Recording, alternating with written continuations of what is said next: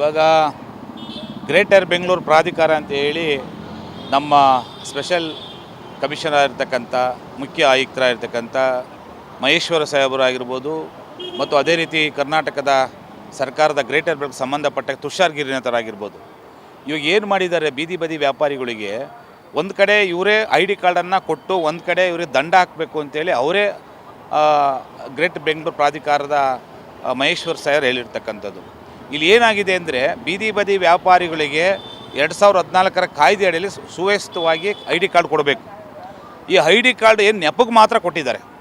ಇವಾಗ ಉದಾಹರಣೆ, ನಾನು ವ್ಯಾಪಾರ ಮಾಡ್ತಾಯಿದ್ದರೆ, ನನ್ನ ಕುಟುಂಬದಲ್ಲಿ ಯಾರು ವ್ಯಾಪಾರ ಮಾಡ್ತಾಯಿದ್ದಾರೆ, ಕುಟುಂಬದವರು ಇರಬೇಕು ಮತ್ತು ನನ್ನ ಫ್ಯಾಮಿಲಿ ಯಾರಿರ್ಬೋದು, ಮಿಸ್ಸಸ್ ಆಗಿರ್ಬೋದು, ನನ್ನ ಮಕ್ಕಳಾಗಿರ್ಬೋದು, ಆ ಕುಟುಂಬದಲ್ಲಿ ಯಾರು ಬೇಕಾದರೂ ವ್ಯಾಪಾರ ಮಾಡ್ಬೋದು. ಅಲ್ಲಿಗೆ ಅವರಿಗೆ ಫೆನಿಟಿ ಹಾಕೋಕ್ಕೆ ಇರೋದಿಲ್ಲ.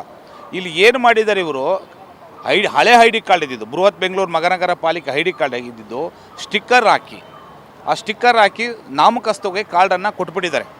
ಯಾಕೆ ಹೇಳ್ತಾ ಇದ್ದೀನಿ ಅಂದರೆ, ಇದು ನಮ್ಮ ಮೇಲೆ ಬರಬಾರ್ದು, ಮಸಿ ಬರಬಾರ್ದು ಅಂತ ಹೇಳಿ ಇವರು ಕೈ ತೊಳ್ಕೊಂಬಿಟ್ರು. ಯಾರು, ನಮ್ಮ ತುಷಾರ್ ಗಿರಿನಾಥ್ ಅವರು ಮತ್ತು ನಮ್ಮ ಮಹೇಶ್ವರ ಸಾಹೇಬರು.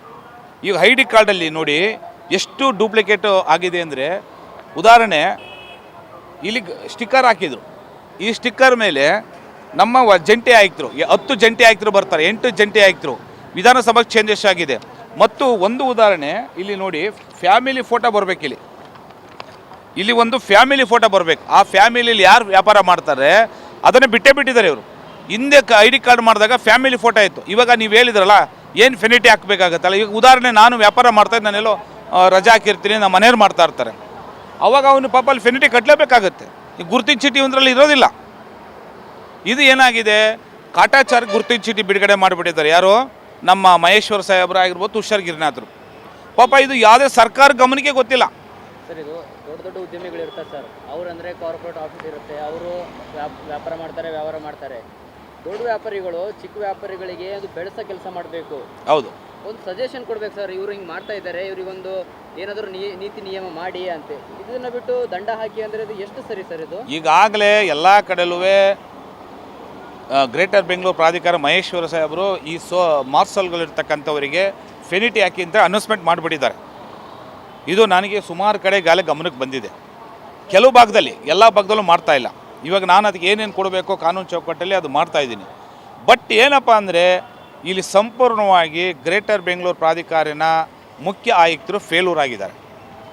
ಯಾಕೆ ಹೇಳ್ತಾ ಇದ್ದೀನಿ ಅಂದರೆ, ಗ್ರೇಟರ್ ಬೆಂಗಳೂರು ಆದ ಮೇಲೆ ಇದು ನಮ್ಮನ್ನು ಗಮನಕ್ಕೆ ಬಂದರಲ್ಲೇ ಐ ಡಿ ಕಾರ್ಡ್ ಮಾಡಿ ಮೀಟಿಂಗ್ಲಿ ಸಭೆ ಹಾಕಿದ ರೀತಿಯಲ್ಲಿ ಸಂಪೂರ್ಣವಾಗಿ ಅವ್ರಿಗೆ ಎಲ್ಲೆಲ್ಲಿ ಕೇಸ್ ಹಾಕಬೇಕಾಗ್ತಾ ಇದ್ದಾರೆ, ಎಲ್ಲೆಲ್ಲಿ ಬೀದಿ ವ್ಯಾಪಾರಲ್ಲಿ ತಿರುಗೊಳಿಸ್ತಾ ಇದ್ದಾರೆ. ಮತ್ತು ಕುಟುಂಬದಲ್ಲರಿಗೆ ಈ ಬೀದಿ ಬದಿ ವ್ಯಾಪಾರಿ ಐ ಡಿ ಕಾರ್ಡನ್ನು ಅವ್ರಿಗೂ ಅವ್ರ ಕುಟುಂಬದ ಒಬ್ಬನೇ ವ್ಯಾಪಾರ ಮಾಡಬೇಕು. ಅವ್ರ ಫ್ಯಾಮಿಲಿ ಯಾರು ಮಾಡಲ್ಲ, ಅವ್ನಿಗೆ ಬೇಕಾದ್ರೆ ಅವನಿಗೂ ವ್ಯಾಪಾರ ದಂಡ ಹಾಕ್ಬೋದು. ಈ ಐ ಡಿ ಕಾರ್ಡಲ್ಲಿ ಅವ್ರ ಕುಟುಂಬದಲ್ಲಿ ಯಾರಿಗೆ ಬೇಕಾದ್ರೂ ದಂಡ ಹಾಕ್ಬಾರ್ದು. ಆ ಥರ ಮಾಡಿದ್ದಾರೆ. ಇದು ನಾನು ಮುಂದಿನ ದಿನದಲ್ಲಿ ಯಾವ ರೀತಿ ಕಾನೂನು ಚೌಕಟ್ಟಿನಲ್ಲಿ ನಾನು ಮಾಡಬೇಕು ಅದನ್ನು ನಾನು ಮಾಡ್ತೀನಿ. ಇವಾಗ ಒಂದು ಉದಾಹರಣೆ, ಯಾವುದೇ ಕಾರಣಕ್ಕೂ ಐ ಡಿ ಕಾರ್ಡು ಇರತಕ್ಕಂಥವ್ರಿಗೆ ಯಾರೂ ಕೇಸ್ ಹಾಕೋಕ್ಕೆ ಬರೋದಿಲ್ಲ ಒಂದು.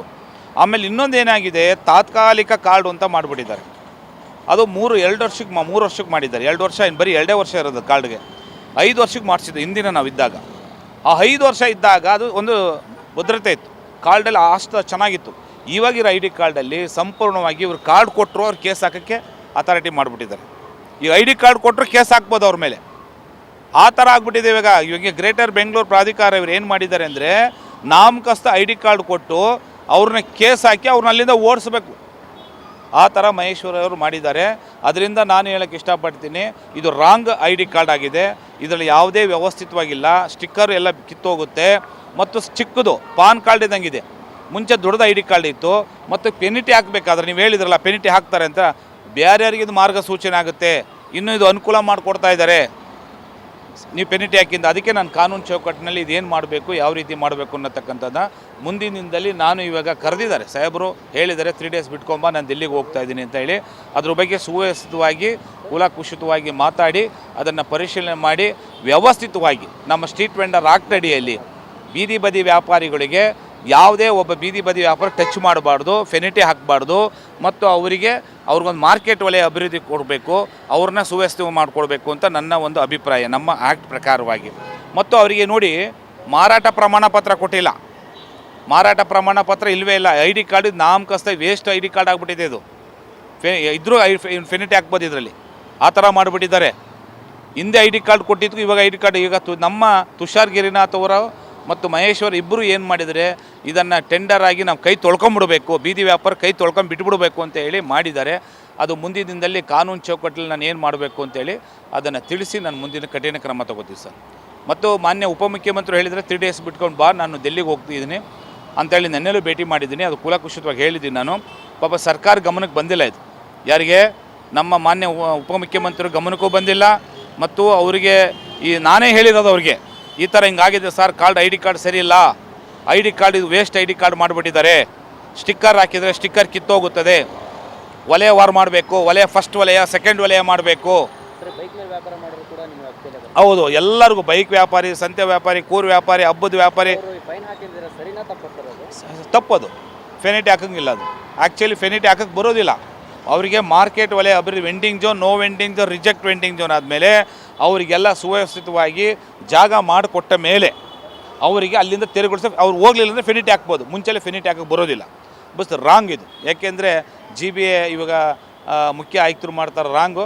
ಇದ್ರ ಮುಂದೆ ನಾನು ಅದ್ರ ಕಾನೂನಲ್ಲಿ ಬಗ್ಗೆ ಯಾವ ರೀತಿ ಮಾಡಬೇಕು ಅನ್ನೋದ ನಾನು ಅದನ್ನು ಕೂತ್ಕೊಂಡು ಒಂದು ಕಡೆ ವಕೀಲರ ಹತ್ರ ಚರ್ಚೆ ಮಾಡಿ, ಅದಾದ ಮೇಲೆ ನಾನು ಮಾನ್ಯ ಉಪಮುಖ್ಯಮಂತ್ರಿ DK ಸಾಹೇಬ್ರ ಚರ್ಚೆ ಮಾಡಿ ಅದು ಮುಂದೆ ನಿರ್ಧಾರ ತಗೋತೀನಿ. ನನ್ನ ಹೆಸರು ರಂಗಸ್ವಾಮಿ, ಬೀದಿ ಬದಿ ವ್ಯಾಪಾರ ವಿಭಾಗದ ರಾಜ್ಯಾಧ್ಯಕ್ಷ.